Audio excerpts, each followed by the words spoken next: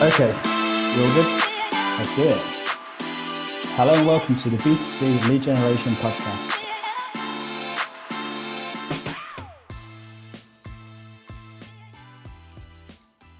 Welcome back to the B2C Lead Gen Podcast. My name is Daniel Hopewell, here with Simon Delaney, and this is episode 54, Educating Lead Buyers. And we're going to be looking at this in two sort of ways today. We're going to be, of course, looking at the importance of educating lead buyers. And we're also going to go through ways we can actually go about doing that, some practical ways to sort of get up and running. And we have two guests joining us today. As we work through this, we have Scott Payne from SDP Solutions. And we also have the return to the show of Michael Ferree from Lead Generation World. So yeah, twice the fun, twice the insights on today's show. Scott, I'll start with you. Welcome to the show. How are you doing today? Good. How are you guys doing? Hello from Texas. That's nice. I like that. We're good. Yeah, we're good. Thank you. It's snowing in England, so I'm sure different to Texas on this particular day. To get us started, could you just introduce yourself? What did you do, and a little bit about your history in lead buying? Yeah, sure. So my name is Scott Payne. As you mentioned, I'm a CEO of SDP Solutions. We are a lead management consulting firm, and it's a little small niche, and we'll talk more, I'm sure, about a lead management versus CRM. But we have this little niche here where, some really large companies here in the U.S., mainly mortgage, but education, number of those are buying significant amount of leads, and they need a system to manage those leads. We have a system we use a lot here in the U.S. called Velocify. We're the experts on Velocify. Have a team of 8 members now, actually 8 starting on Monday. So we're just a team of consultants that work with these companies to help optimize their system. We have a lot of clients who are buying these leads and don't know how to treat them and what are the best strategies and best practices. We work with those clients on setting those up, working with salespeople to make sure they're buying in, working with marketing teams to make sure they're all kind of talking to one another and getting married and talking together. We'll talk maybe a little bit more about that. But I started in the business as a salesperson for a mortgage company back in 2004 and worked my way through the ranks after 10 years spending with one company and working eventually as the VP of marketing, where I was in charge of distributing leads and analyzing how leads were working and who they should go to and how they're managed, ultimately. And then started my own company about 3 years ago to, again, help these companies who I consistently saw needed help with, the ever-changing conditions of the market and what they needed to do different and adjusting best practices and what have you. Amazing. I think that's a perfect guest for this episode. We're going to try and pick through some of these things. And Michael, welcome back. How are you doing? People who have listened to the show before, I'm sure most people listen actually will know you well, listen to your show. But welcome back, and thanks for joining us again. Are you okay? Yes, sir. Thank you for having me here again. It's a good topic to talk about. How lead buyers can be successful. I mean, at the end of the day, if a lead buyer isn't successful with leads, this industry doesn't grow. So it's a good topic to talk about. Amazing. Well, yes, we'll go through some of the lead generation as well stuff as we go through this show. But I know it's something that you talk about a lot, and people listening, I'm sure if they haven't already, check out the Lead Gen World podcast because there's all this kind of stuff all the time on there. Okay, we're going to start on a positive note. We're going to focus on the good side of things today, Scott. What I want to ask you, for people listening, are some of the best things you see with lead buyers in the US at the moment, the best things that the best lead buyers are doing? Yeah, I think the most successful people that I see have a really good relationship between their sales teams and their marketing teams. What I find is those companies who struggle with, conversion rates and all of that is that you get these heads butting up against one another and they're not aligned. And so one thing that back when I was at this large mortgage company called NationStar, now called Mr. Cooper, one of the largest mortgage companies in the US now, one of the things that my leadership team saw was that there was a lot of this kind of budding going on, and ultimately no one was successful. Someone had the insight or the foresight to know that we needed to start kind of the sales marketing team.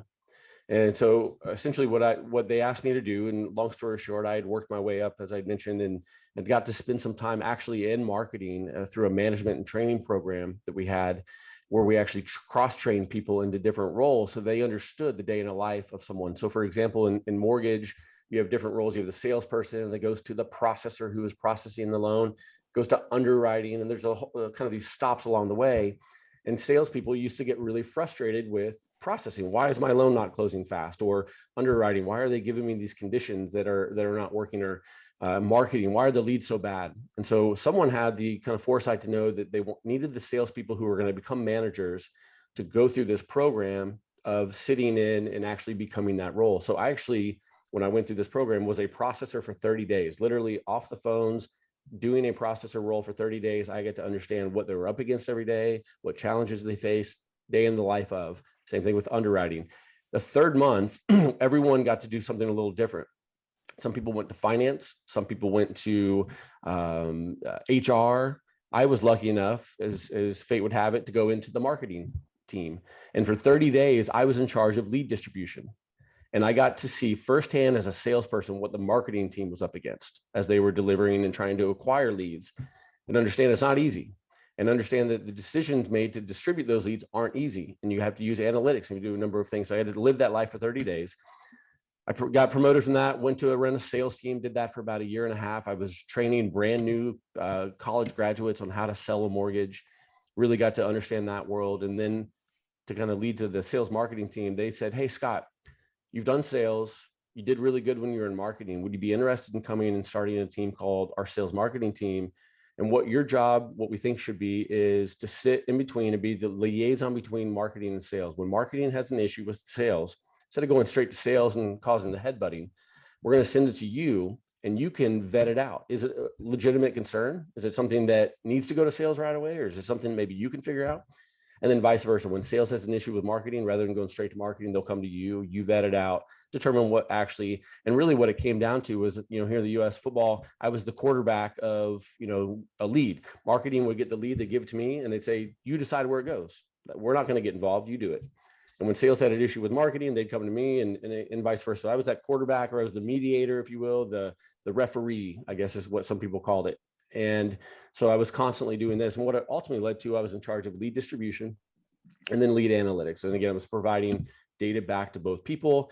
And when sales had issues now with distribution, they would come to me. It was my decision. Based on marketing would deliver me the amount of leads, and it was our job to do that. And so where I'm going with this is that if companies don't have that good relationship between the two, and sometimes it might take bringing in a person or persons. I had a team of people. This was a team of like 6 people. We were in charge of our lead management system. We were in charge of analytics and reporting and all of this stuff. Maybe it starts with one person, maybe that grows, but if there's not a person who is kind of an unbiased person between the two, it gets a little tough. So it's a little trick, I guess, because you got to have someone to go hire and you got to have someone to kind of sit in that role and understand both. But I think if you can cross train people between marketing and sales, you let them do day in the life of those types of things can be really helpful. That's a good point. Was that company buying leads externally or generating their own? Or both? A little bit of both. Yeah, we had actually 6 different divisions. So we had our new customer acquisition. We'd go out and get new customers. We also had a large retention division. So customers who had done a mortgage with us in the past and going after those people. We had purchase and ARIA, people we'd done a loan for, they didn't pay, we foreclosed, and now we owned the property again. We needed to sell it. Like we had all kinds of divisions, but it was all using one centralized lead management system. All leads would come in. I would route them out to where they needed to go and who the best salesperson was. We got really sophisticated when it came to how we scored the leads and, trying to match the best lead to the best person, and a number of things that played. It was so much fun. I have visions of you throwing the perfect pass and it being fumbled and you going like crazy on the. Yeah. And, it was, and with that analogy, right, it was, hey, just like in American football, if they drop the pass, I'm not going to put them in the game, the next play.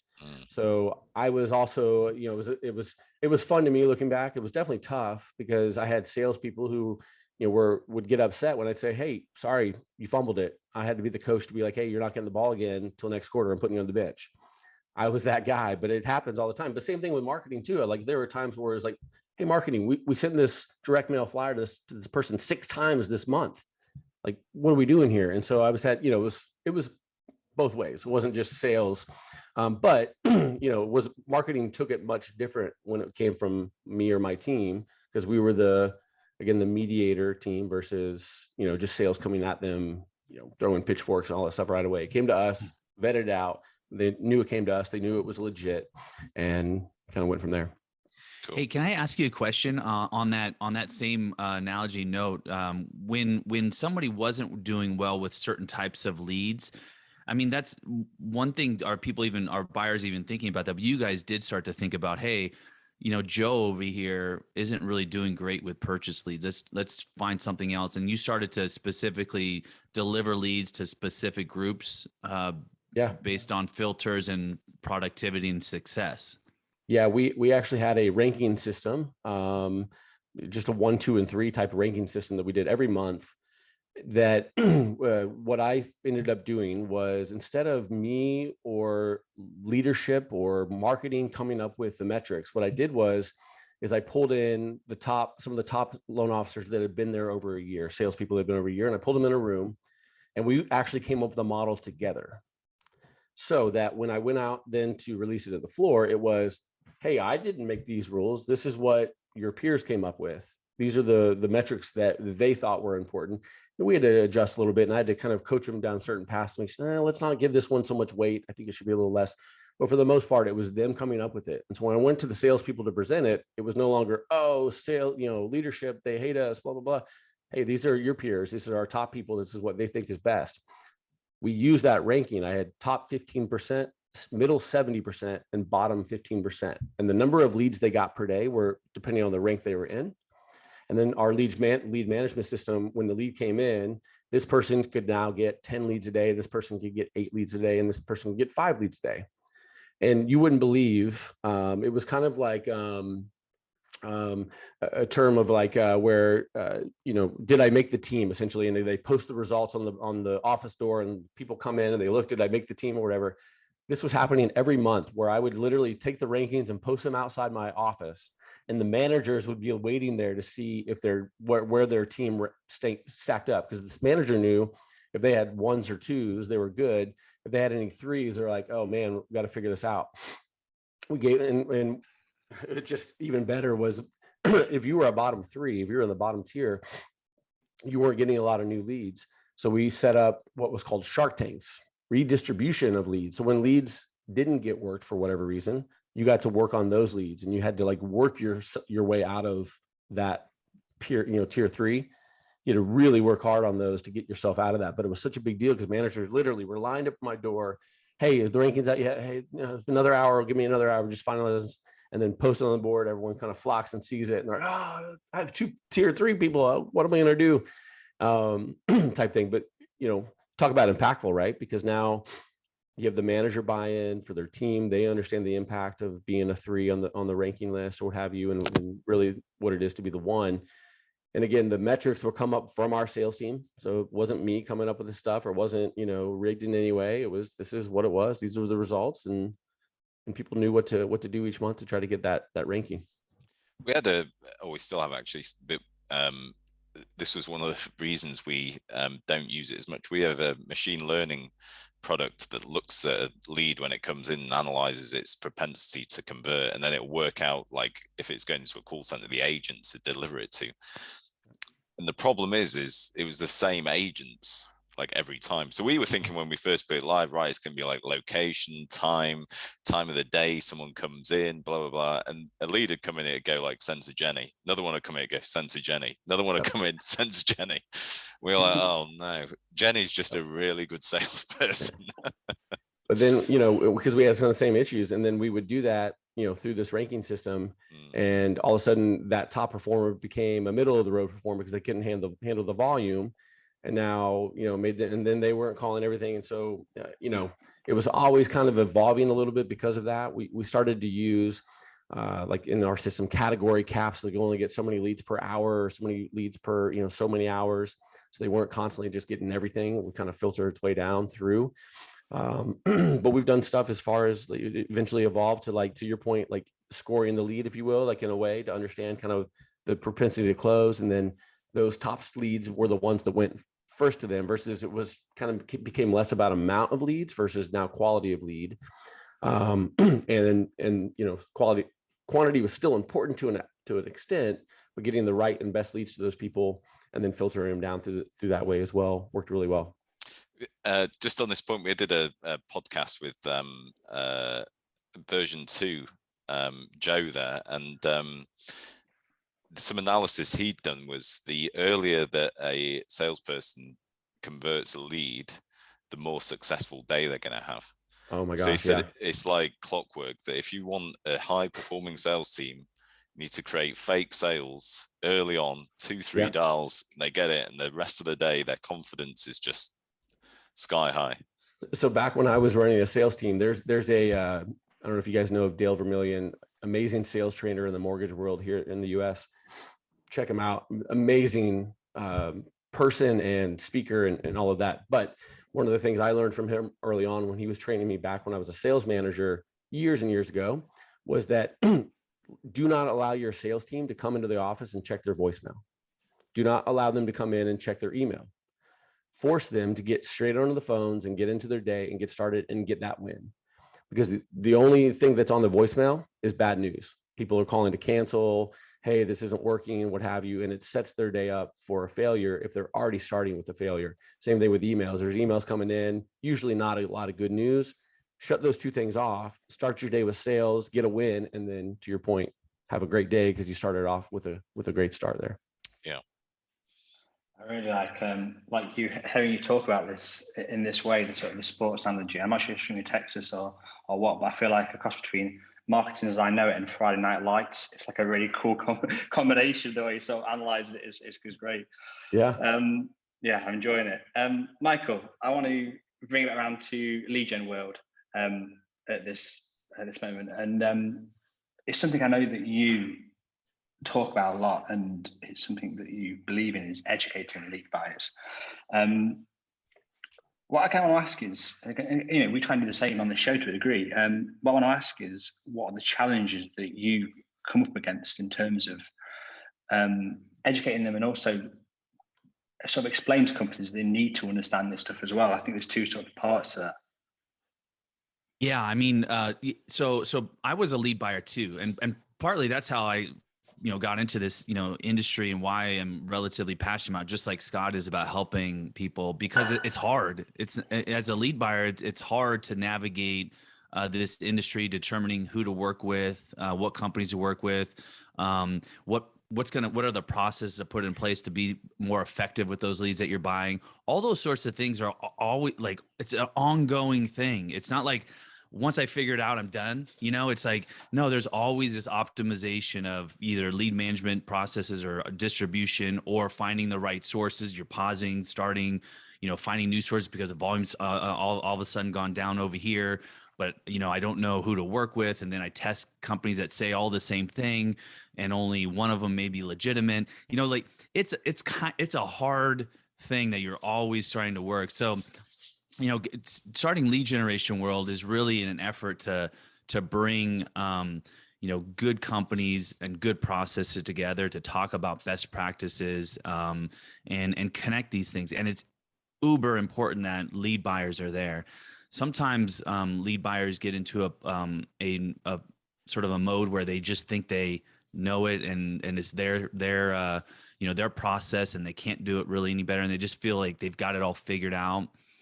That's just not the case. I mean, I'm sure people listening today just probably pulled a half dozen ideas off of Scott, of what they could be doing with their lead management process. And there's going to be a whole bunch more that they're going to hear.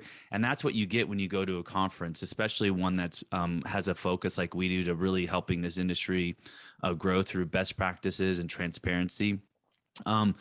So yeah, I mean, that's kind of where we're at. And we provide free passes to in lead buyers like insurance companies, all that sort of stuff to attend, because we think it's just that important that they're there.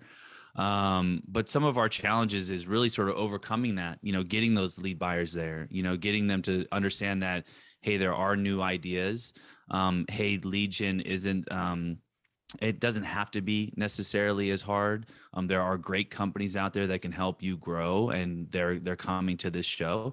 But just sort of getting that message out is always sort of the hard thing. I think that's probably with any marketing, marketing any company is getting that message of benefit out, to your prospects.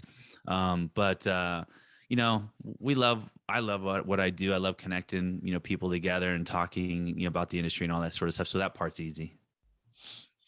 It's I always think about like lead buying. You sort of, there's no course for it, right? There's no one teaches you. It's not like lead generation.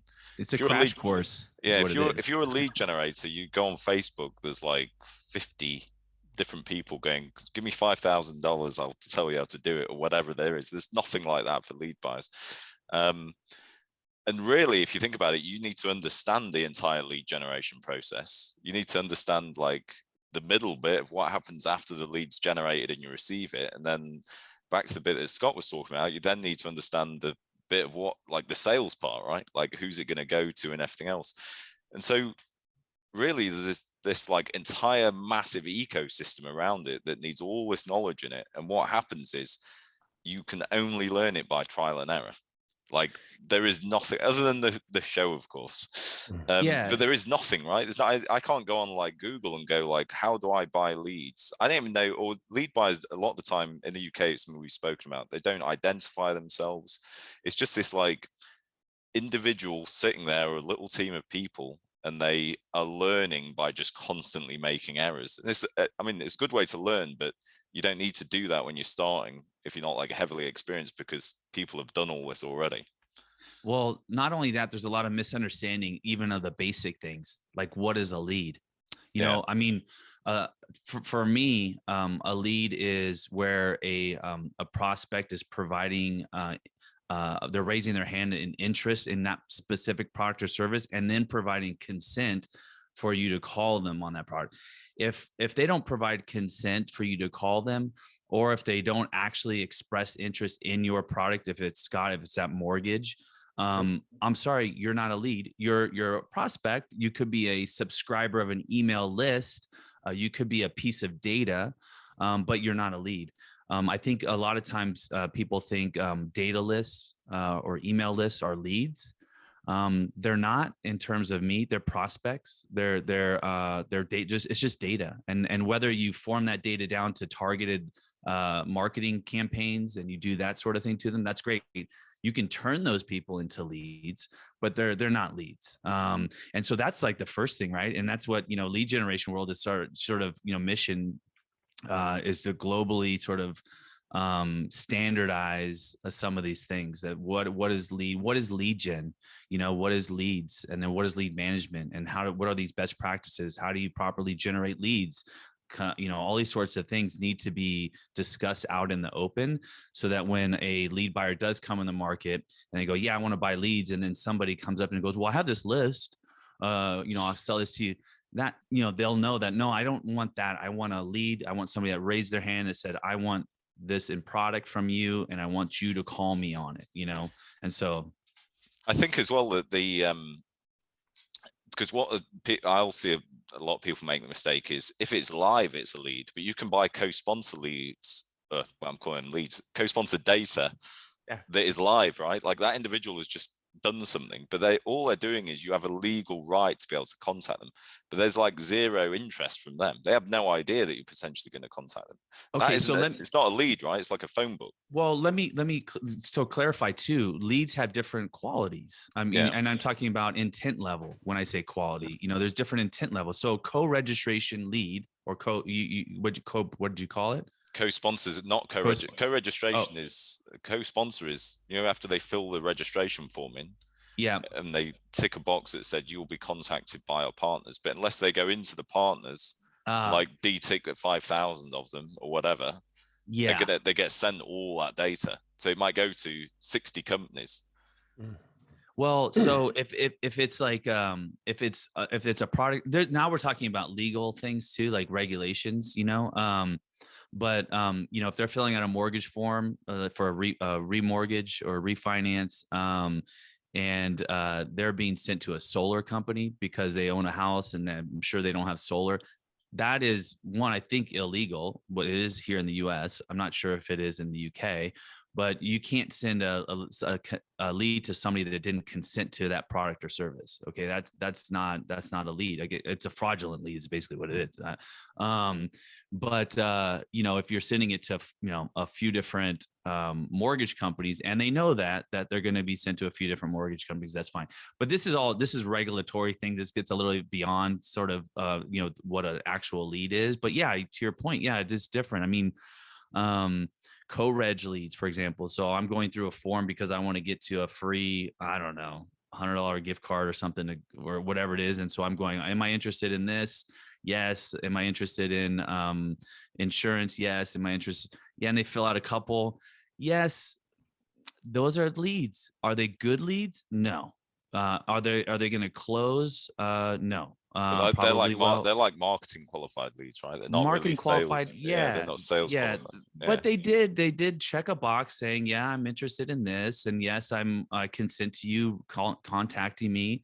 But they did that for a bunch of things, and that's just not going to be a really great quality lead. So there is a definition of a lead, and then there's different, quality of leads or different levels of intent of leads. But those two factors have to be there. Express interest in a product and consent to call to be a lead. If you don't have those, I don't think you have a lead.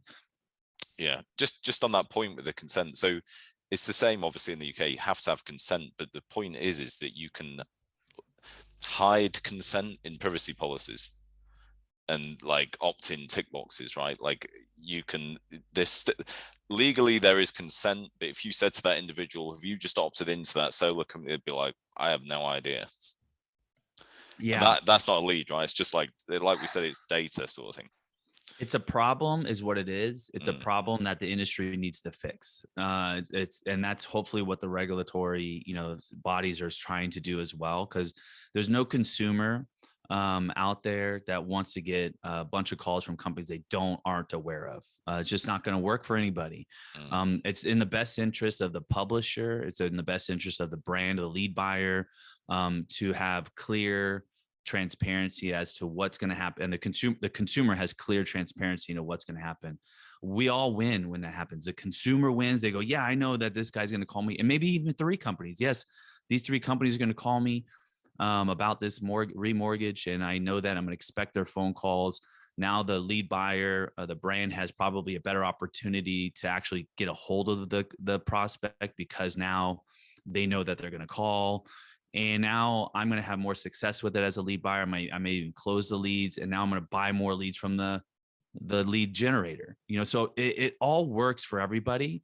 This idea that the lead generator needs to make more money is because there's a downward spiral effect when you have price pressures, both on the marketing side and on the sales side, that's driving down costs. Now you're forcing the lead generator to try to sell more leads or try to make more money off of that action. And that's the problem. And you can't come back from that downward spiral. It's very, very hard to go back to a lead buyer and go, we're going to stop doing all that stuff, but you just have to pay, 10 pounds more, for that lead. And the lead buyer is going to, hell no, you give me the lead, that's not going to work. It's really hard to bring that back up. So, it's tough when the marketplace starts doing that, and starts putting pressure on price, because quality will go down and bad things will happen. You have to price things accordingly. And there's a lot of factors that go into all that sort of stuff, but it is a problem or a challenge. I was going to add as well. Sorry to interrupt you, Simon, just to add about it, because I think being a lead buyer in the past, it can be daunting for you to be like, I need to go out and get the best lead possible. I just need to get the person who raised their hand and that kind of thing, wanting to get expensive if that's all you're doing. My advice would be that it's okay to have a mix of things and not be so worried about just trying to get the best. You'll learn over time what works, but if you have a system in place, a lot of what we do is the prioritization of leads. So you have the leads, that are the hand raisers. That's great. Work those and do the things there. When you're done with that, when you have time, a salesperson has time throughout the day, they then work the next bucket and the next bucket, the next bucket down.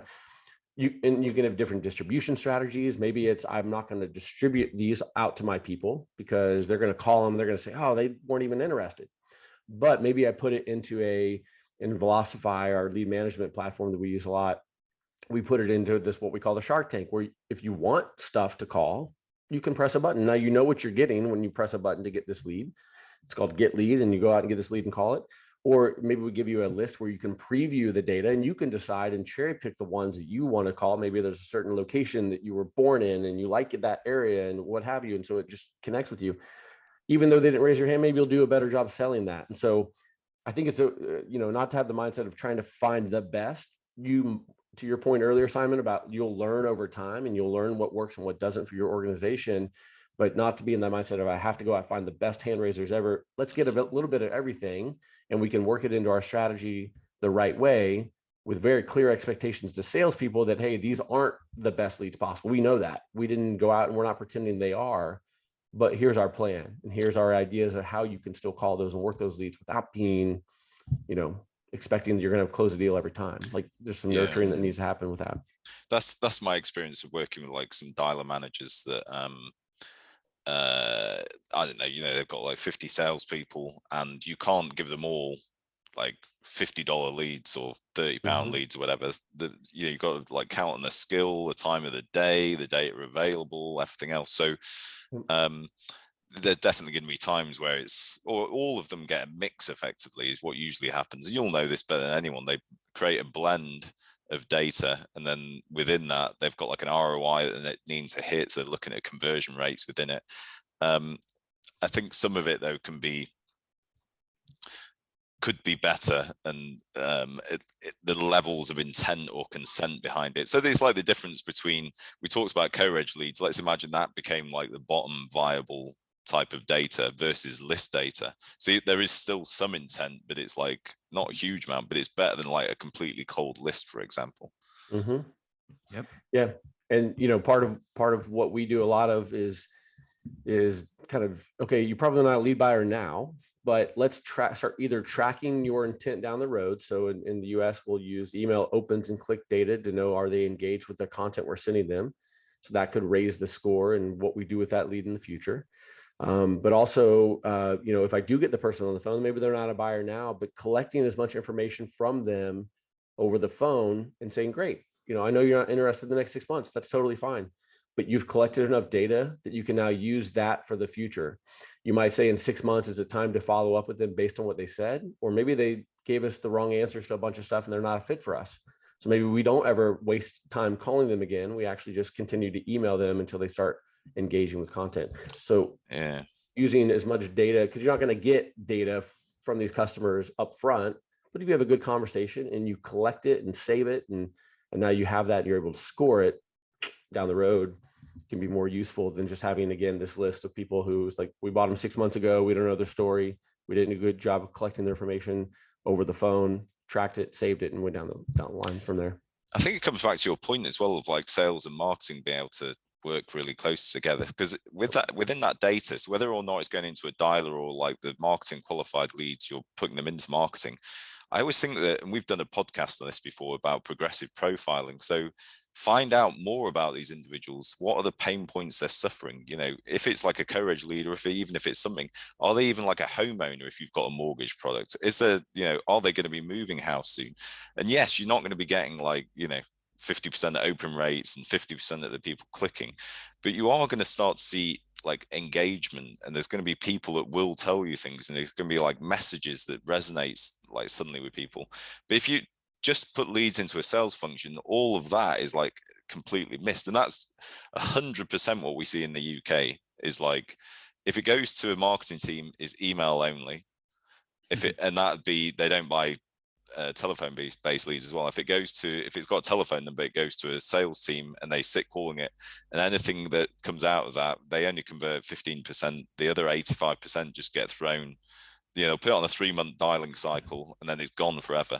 That should just go straight into a marketing function, and then the drip of sales, readily come off it. But they never seem to mix at all. Yeah. A good example of that we actually use for most of our companies today, for those that are doing purchases. So someone who's buying a new home. So one of the first questions that salespeople that we train them to ask is, are you a first-time home buyer? Have you ever bought a home before? is a pretty key part there when it comes to how do you nurture that customer. Someone who's bought a home, has been through the process, understands what it takes, what they've done, their kind of path is going to be different over the 6-month, 12-month period than someone who's never done it before.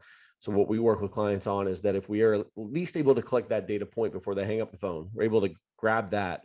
We can now use that down the road in our email marketing path. So now we're going to have more educational things around what a first-time home buyer needs to know, or what are the things that first-time home buyers, don't do right, or, all of this marketing content. And finally it starts going and they're clicking, they're opening, reading it, and they understand, they see your brand every time they open that email. And now guess who they call 12 months down the road when they buy a house? I'm going to call the company that's been giving me the education, these types of things. And we all did it because we had this one lead that wasn't all that good. We didn't look good on the surface. We were able to capture their first-time home buyer, and it turned into something 12 months down the road. But it's so interesting, isn't it? Because we're talking just about like people, whether they convert or sale or go into marketing and sales, and suddenly we could create another entire podcast around lead nurturing. And this is something that, like, again, a lead buyer has to be thinking of. They might not be creating the marketing material. They need to start deciding, like, at what point does it leave marketing and go into sales, or vice versa, if they're doing the sort of data orchestration and using distribution systems and whatever else. It's just that happy to come on for that part too. I love talking about that kind of stuff. We did it on the last podcast, actually, with a guy called Oren Greenberg. I'll send you the link to it, Scott. Yeah, for sure. We'll do it again in the future, because I think, for me personally, lead nurturing is such an underutilized thing. I think at best you see generic weekly, monthly emails are all the same that go out, and they just spurt the same message out constantly. And at worst, I mean, it actually gets worse than no messaging at all. It gets worse where it's just like crap that they send people, and it's huge lead nurturing. I just think it's so huge, and the opportunity is huge within it, and no one does it right. Here in the US, I think it's got even worse with, I've talked a lot about how technology, in my opinion, here, at least in the US, has hurt the average salesperson from a call it a hard worker perspective, right? Since I'm a former salesperson, I say this a lot, even when I talk to salespeople, is that I'm a former salesperson, so I can say this, but I believe that salespeople are becoming somewhat lazy. And the reason is technology now has done so much for them that they no longer have to, do the stuff. Now, part of this, as well as being a former salesperson, I don't know if you guys have the analogy, like parents always say, like, oh, well, back in my day, I used to have to like walk to school up the hill twice in the snow, and now, whatever. So it's kind of that, type of mentality when you hear me say this. But what I'm trying to say is that, the technology has made it to where it's just that easy. And what ends up happening is that salespeople are giving up too early on their lead records. They think, if I don't sell the lead in 3 days, well, that lead's crap, I'm moving on, I'm done. So that nurture, what used to be in my mind back in my day, when I was making 100 calls per day, and back in my day when I was doing this and doing that, the nurture in my mind was 30 days later. Then it became a nurture. And I think what's happened over the last couple of years is that's now down, at least here in the US, down to 5 days, 15 days is now in people's mind. Okay, now they're not interested, nurture and go from there. So we've started to use even things like, hey, we understand you don't want to call the lead past 10 days, whatever, but here's the idea. We want you to call the lead 30 days later, and we want you to call it around the same time of the day that the customer inquired the first time. So here in the US, there's lead providers where it goes to multiple mortgage companies at the same time. They're calling, and then it slows off and dies off. And so our strategy is wait 30 days. And if they press the submit button on their website to submit the lead at 12:30 in the afternoon, let's call them around 12:30 or 12 on the 30 days later. Phone calls have died off. Maybe they didn't interact or they didn't close the deal or what have you. Let's use that data point strategically to know that if they had time to go online and enter their information, what have you, if they had time to go, put this in and hit submit, then that might be a good time to call them, because that's what their lunch break, or that's they're not working, whatever. So we use those data points now strategically to somewhat call it nurture. It's 30 days later, but we're calling them and picking up the amount of sales we pick up from that little tidbit there is phenomenal. Like, I don't have the exact numbers, but especially on certain lead sources, it just works every time if you're using those two little things. Right now, everyone's putting into their dialer, add rule, call on the lead submission time. Yeah. It's a really good idea. One of the things, back to your point too, though, is sales are like, they live in the now world, right? I need to get this now. Marketing, works more of, especially nurturing is sometime at some time, I hope we close this late. Sales is like, no, my paycheck is coming in 1 week and I need to get this sale in today.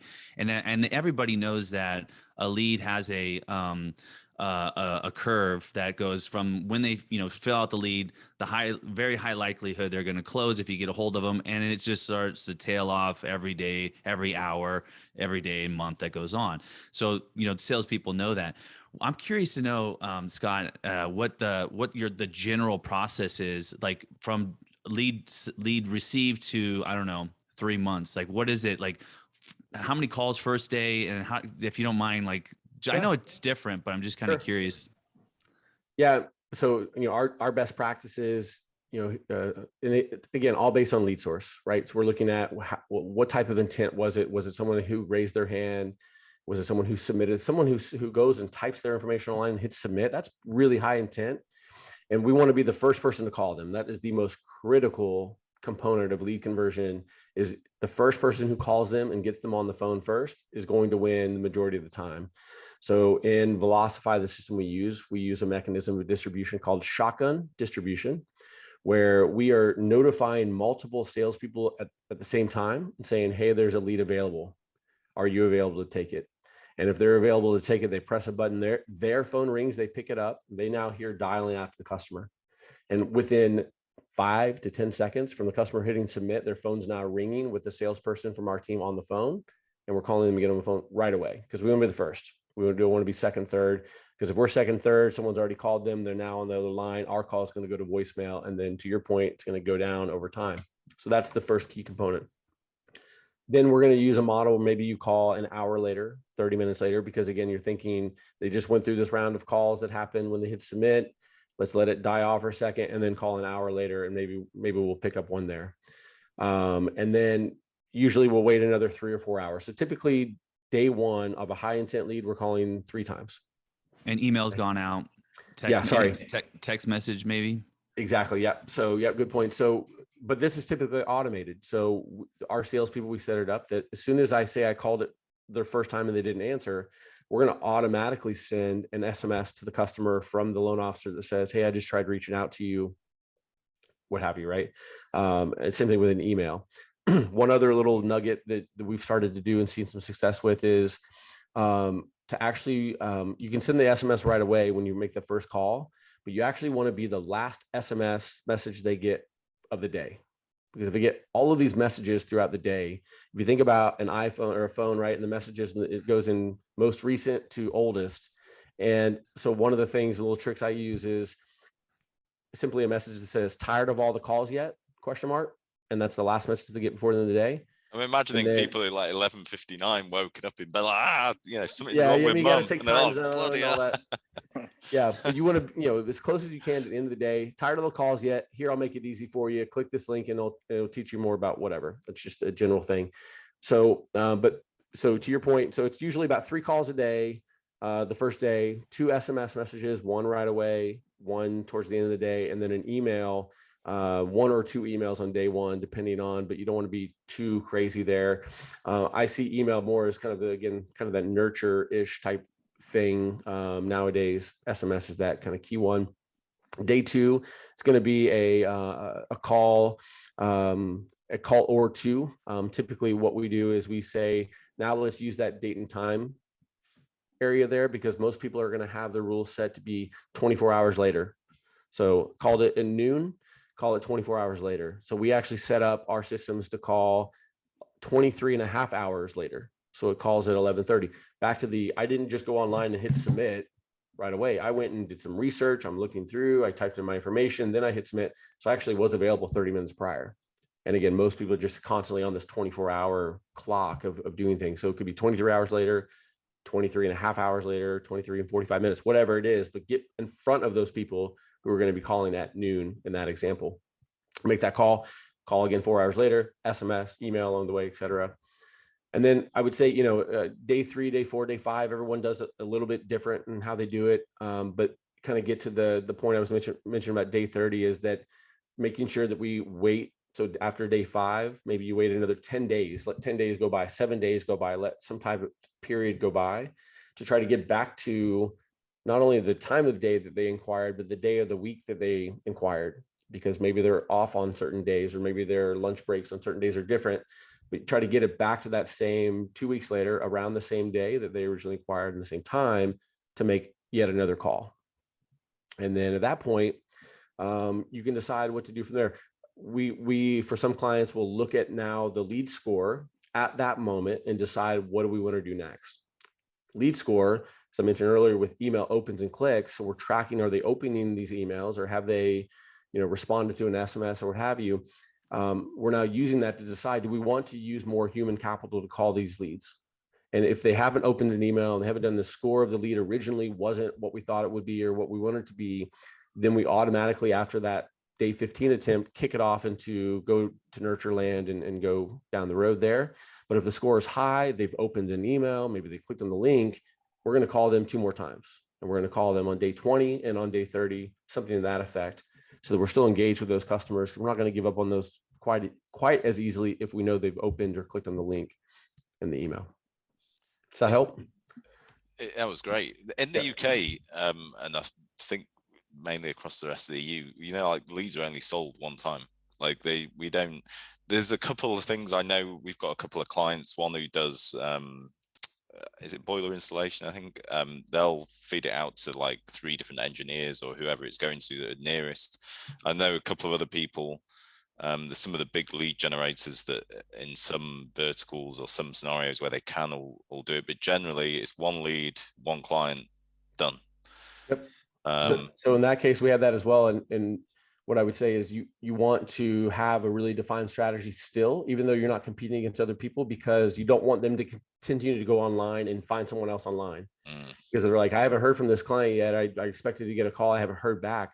People expect nowadays that when they hit submit, they know something's going to happen. At least here in the US, when I hit submit, I know my phone's going to ring right away. I just expect that. But when I hit submit, my phone doesn't ring right away, and then you're the only company that's calling me, I'm like, okay, this isn't one, they don't have the process in place. Why am I going to do a transaction with them on something if they can't even call me right away when I hit submit? So even in those scenarios where it's just one, we still have these defined strategies built out, because again, customers expect this, and we don't want them to go, hey, I didn't hear back, let me just go find another company myself or what have you, and go get started somewhere else. It's interesting though, like just I guess morally on it, it does add this more comparison element to it, doing a lead, because I've been 2 thoughts about it. Like, one, it's annoying and it's not necessarily what I signed up to get a load of calls, but then the opposite is, well, actually those companies are going to work hard to give me the best offer because we're creating competition. Can I add to that? Yeah. If you don't mind. Yeah, I mean, there's some nuance to shared leads. From a buyer perspective, you're like, oh shoot, I gotta, I don't want to have to compete necessarily. It's going to be hard. I'm going to have a less likely chance of closing these leads. And I think we talked about this too, I think a little bit on our last podcast, but consumers are shopping. That's what they're doing. Now, are they shopping through that one process? In the US, yes, sometimes they are, because they know they're going to get multiple calls from multiple companies. In other processes, they may fill out your form and get a call, and then they go, maybe not too happy, I'm going to go get another one. That's human. We compare. We're all about comparing prices these days. Whether you own that process or the consumer owns that process through filling out multiple forms on their own. I subscribe. Personally, just from experience from being on a buyer and a lead seller, I subscribe to owning that process. I subscribe to the lending tree model. When banks compete, you win. That's their model. So that their model is, you're going to come here, and banks are going to compete for your business. We're going to sell your information to 3 banks, up to 3 banks, I think maybe 4, and they're going to compete for you. And you're going to have them coming at you, go, well, Joe over here at A-Star Mortgage said I can get a 3% rate, and this guy over here, what can you do? Now the process is good for the consumer, and not only that, the consumer has a more propensity to make a decision. because now they have 3 offers. It's a psychological thing. Now, when I have 3 offers and there's clear options here, I can make a decision. If I get one option, well, I'm not really comparing anything. I have one, so I'm going to go out there and get another.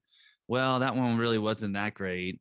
Now I'm gonna have to, do I have to go get another, or do I just maybe choose from these, or maybe I just won't do it at all because none of them really fit my fancy, like, so owning the shopping process, I think, is a benefit. I think it's scary from a lead buyer perspective because now I'm going, oh shit, I have to compete. But I think it's good for the consumer. I know that may be a pretty scary thing for a UK lead buyer to hear, or a lead generator to hear, because what we start thinking about is leads being sold dozens of times, or, being overly sold, or sold months, weeks down the road, not in real time. So there has to be constraints into this process. And again, this goes back to trust and transparency of the lead gen process and understanding. And that's, goes back into what we're all trying to promote. But there is something to shared leads. Scott, you probably bought, like I have, exclusive leads versus shared leads.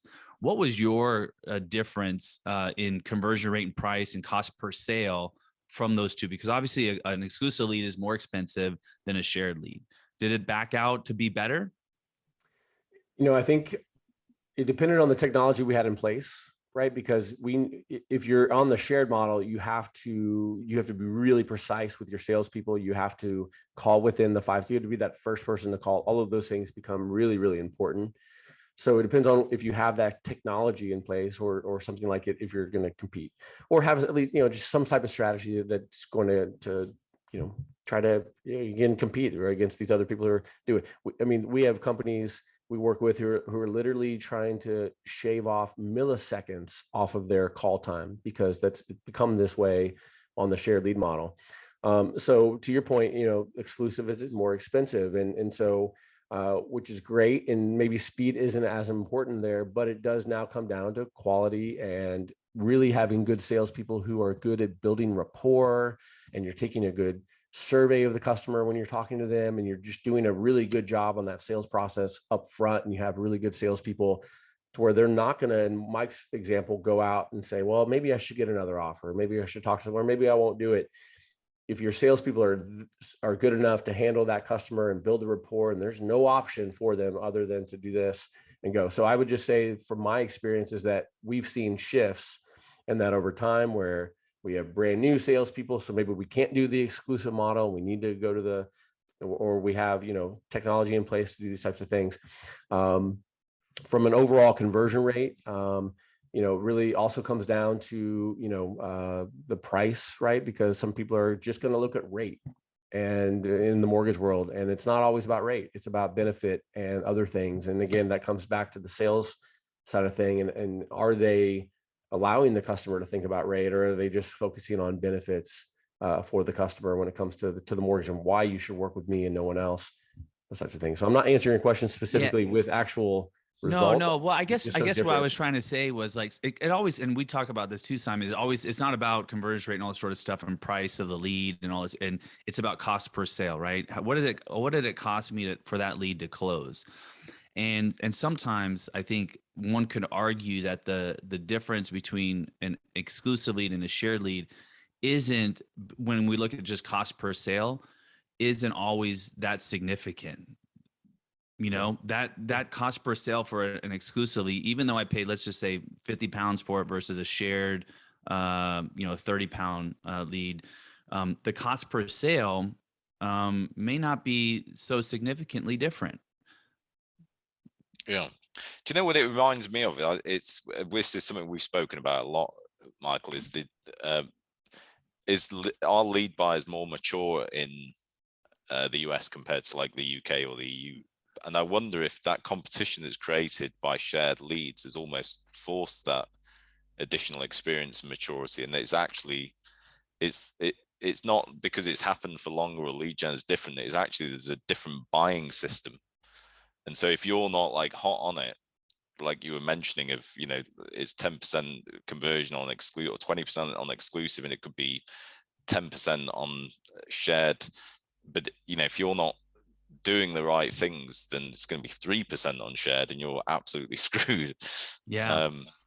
Yeah, and that's why the technology, the evolution of lead. I'm going to use lead management systems. That's the word I use, but the evolution of that technology is like, off the charts because the competition is there, right? They have to have milliseconds. They have to be able to tie an action to the date timestamp of a lead, which sounds easy, but it seems really complicated when you're talking about all these different data points, and you're tying them to actions and, all these sorts of things gets pretty crazy and pretty complicated. Hence why Scott has a whole business around helping people do this, because it is complicated and hard. And you guys know firsthand, building a platform, you start building on top of each other, technology off technology. And then you're like, oh my God, that first iteration of your product is, now you've got so much built on top of it as well. That can be a problem too. Sometimes we just need to start all over and build something from a new stack. But it gets, that whole evolution has definitely been spurred by competition and the amount of money behind either closing that lead or not closing that lead is significant to a company. It might be worth pointing out to anyone that listens, and this is a conversation we were just talking about before we jumped on the podcast, the terminology that we're using. So, for example, like we call Datable lead management system, but in the US, it'd probably be called a lead distribution system. And then we call it the same thing here, but we actually surveyed our users. And the lead management system is much more sales related, I understand, Scott. So it's more used like in direct connection with the salespeople and sort of managing their performance and things. Yeah, for sure. And then as Mike talked about, the action, we call actions, is like what happened when you talk to the customer and documenting that and when it happened with the timestamp and what they said. And do you have is it like a dialer, or is it connected to a dialer, or is it a dialer? So there's a dialing component typically. It's Right. usually not I'm just blasting through a bunch of calls. It's here is a prioritized list of people that you need to call based on what leads you own and what's new and what's the strategy and the score and all kinds of things. And here's the list top to bottom. And then you press a button and you just call that lead and you move to the next lead and call. But you're controlling that down the list through that prioritized workflow and structure. And as a new lead comes in that became more important right this second, your list updates and it goes to the top of the list, and that's your next call. And you just keep working your way down through the list through a prioritized kind of way of doing things. Yeah, that makes sense. So the terminology we use is like a dialer. We call it like a dialer. So for example, in Datable, we'd connect to a dialer. So the leads come in and, like route them and send them off here, or the buyer, depending on who it is that do it. So yeah, it's a terminology thing, I think. I mean, lead management, lead distribution. I mean, it's not really all that, I can see how it's interchangeable to some extent, I don't know how we ever sort of got to this point, but there's, just small nuances between the differences, Yeah. I think it's a sign of a good podcast and good conversation, great guests that I've had to ask very few questions today. I usually have a big list of questions I work through, but I think it's just sort of flowed seamlessly through, which is great. And I suspect that if we didn't have other work commitments, you three guys could probably just sit and talk about the industry and various things for like the rest of the day without any problems. Or come to lead generation world. Well, that's what I was segueing back around to, Michael. I was going to say, we unfortunately don't have that luxury today, but we do have a lead generation world where we can discuss these things more. So just to sort of to wrap things up at this call, Michael, could you just sort of tell people just in case they missed it earlier, what to expect at Lead Generation World in London in like a month now? Is it? I forget what date it is. Yeah. So it's April 4th and 5th. And this is what you can expect. And I think this is what we need. We need to have a forum to talk about these things and go, hey, well, I call it this. What do you call it? Okay, great. Now we're talking, what do you do with a lead when you get it? Or how do you even generate the lead? It is, I mean, of course I'm a little bit biased, but I've always been involved in the conferences, not just from an ownership standpoint, but from an attendee and an exhibitor. And I've just seen the evolution of lead gen in the US be successful because the catalyst of a conference. the conference, when you bring the industry together, you can have these conversations. This podcast is awesome. And like you said, we could probably sit here talk for another hour about this stuff. And it's important because we need to be able to define terms. We need to be able to define actions. We need to define acceptable things. We need to debate these items. And that's, the purpose of Lead Generation World, especially globally, looking specifically at the UK, is that we need to talk about these. Let's get all on the same page. Let's talk about transparency, and let's talk about what's not good, what is good, how to be successful, how not to be successful. Where do we want this industry to go further? That's Lead Gen World. And so I'm super excited for the UK to start talking about these things and bringing a lot of buyers to the show, and lead sellers and service providers that have all parties of the industry there. I would just say if you're a lead buyer, you should come. In fact, you should email me at mike@leadgenerationworld.com, and I'll get you a free pass. If you're a seller or service provider, I'm sorry, you got to pay, but you should go too, because you should support this action of bringing people together and talking about these things. Because once we have these standards, the industry can really grow X amount faster than we would if we were still out there on different islands talking about a lead that's somebody's thinks this is a lead, somebody thinks that's a lead, somebody thinks this is this. We can really speed the growth of this industry through events and getting together, whether that's at Lead Generation World or if that's at some other conference. I don't really care. It is an opportunity for this industry to grow, so you should support it and attend. So that's my 2 cents on it. But Mike, I was going to add too. So I spoke at back in 2020 at the Denver conference for Lead Generation World, and just a quick little, as far as like talking to people and learning stuff, just to throw out there, is that during my presentation, I had this long presentation. I got halfway through it because I said, if you have any questions throughout, let me know. It's about halfway in, someone had a question, and the rest of the presentation was just people talking between one another, like, oh, I do it this way, or I've done it this way, or I tried it and didn't work. And it just became this like room discussion between people. And so I think that for a lead buyer, that's really powerful, because you're going to get not only, to hear kind of these presentations people have, but you're going to talk to people who've been there and done that. And you might be thinking about something, you run it by people and they're like, I tried that, it worked great, or I tried that, it didn't work. And you can get a lot of that out of it. And that's one thing I remember from the conference alone, was very interactive between people there. And we've got content for buyers and then also sellers too. Just the last thing I want to say, we've got Bruce Cook, and Scott knows Bruce Cook, but Bruce Cook has been in the lead gen industry for 20 plus years, worked with the top companies and works with the number one company now today, I would say, one, top 2 or 3, LendingTree. And he's going to share sort of the evolution of lead gen in the US and what he's gone through, everything from sending a lead as a fax to what they're doing now, which is more of a focus on customer acquisition. He'll talk about focusing on the consumer, not just generating a lead. And just to be able to have him there and talk about, the evolution of lead gen. And I think it's going to be really, really interesting for those that are on the lead gen side of things or the service provider side of things. So we got a balance of really, really great quality content. And I genuinely am excited about it, as you can tell. Not because from a business perspective, because that's a separate issue, but just from a content and getting the industry together perspective. I think it's going to be great. Yeah, there's one other thing I'd just add to it as well, is that I think that there's a lot of like flux around. That is FLUX, by the way, for anyone listening, if I say it too quickly. there's a lot of flux around advertising and marketing at the moment, right? Like with cookies dying, what's happening with Facebook, Apple privacy coming in, Google are doing the same sort of thing.